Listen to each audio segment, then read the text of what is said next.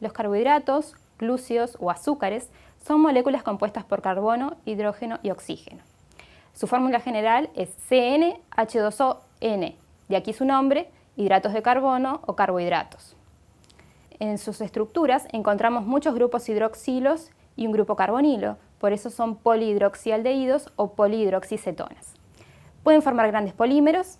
Los que se componen de una sola unidad se denominan monosacáridos, los que tienen 2 unidades disacáridos y los que tienen más de 2 unidades oligosacáridos o polisacáridos.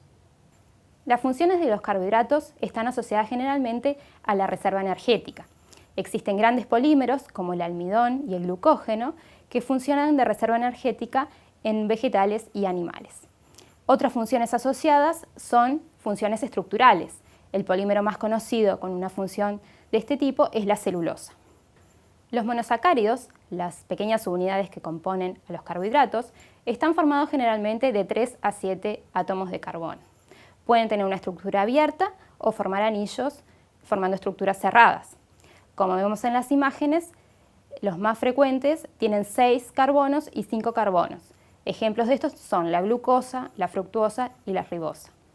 Los monosacáridos de más de 5 átomos de carbono pueden formar anillos en soluciones acuosas. En el ejemplo vemos la estructura de la glucosa, que contiene 6 átomos de carbono, que en solución acuosa puede formar un anillo de 6 miembros. El grupo carbonilo reacciona con un grupo hidroxilo de otro átomo de carbono de la misma molécula. La formación del anillo genera una estructura plana. En el caso de la glucosa podemos definir 2 isómeros, la alfa-glucosa y la beta-glucosa. En el caso de la alfa-glucosa, el grupo de hidroxilo, grupo OH, del carbono 1, se dispone hacia abajo del plano del anillo. En cambio, en la beta-glucosa, ese mismo grupo OH se dispone hacia arriba del plano que forma el anillo. Los disacáridos, como dijimos, se componen de 2 monosacáridos, unidos por un enlace glucosídico. Existen muchos disacáridos comunes. Algunos ejemplos son la sacarosa, que es el azúcar de mesa, la lactosa, el azúcar presente en la leche, la maltosa, el azúcar de la malta. La hidrólisis de los disacáridos generan los 2 monosacáridos que los componen. Un ejemplo que vemos en la figura es la hidrólisis de la lactosa. La hidrólisis implica la ruptura del enlace glucosídico y la formación de los 2 monómeros que la componen, en este caso la glucosa y la galactosa. Los polisacáridos son grandes polímeros. En la naturaleza existen muchos polímeros asociados a diferentes funciones. Se diferencian en el tipo de monosacáridos que los componen y en el tipo de enlace que forman entre ellos. Los más comunes son los polímeros de glucosa.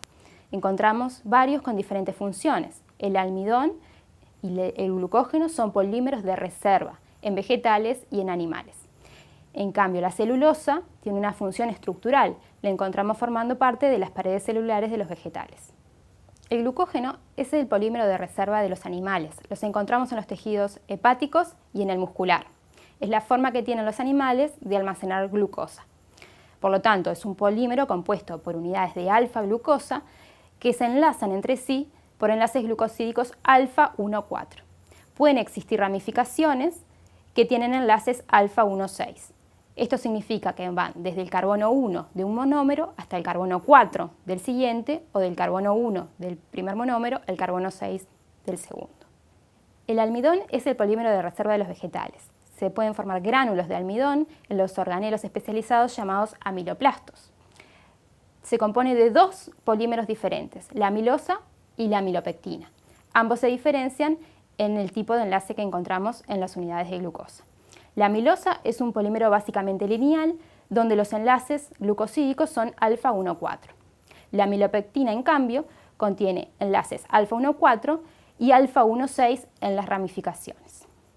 La celulosa es un polímero con funciones estructurales. La encontramos en los vegetales, formando parte de las paredes de las células vegetales. Es un polímero muy abundante, ya que forma parte de la madera y todos los tejidos derivados de vegetales.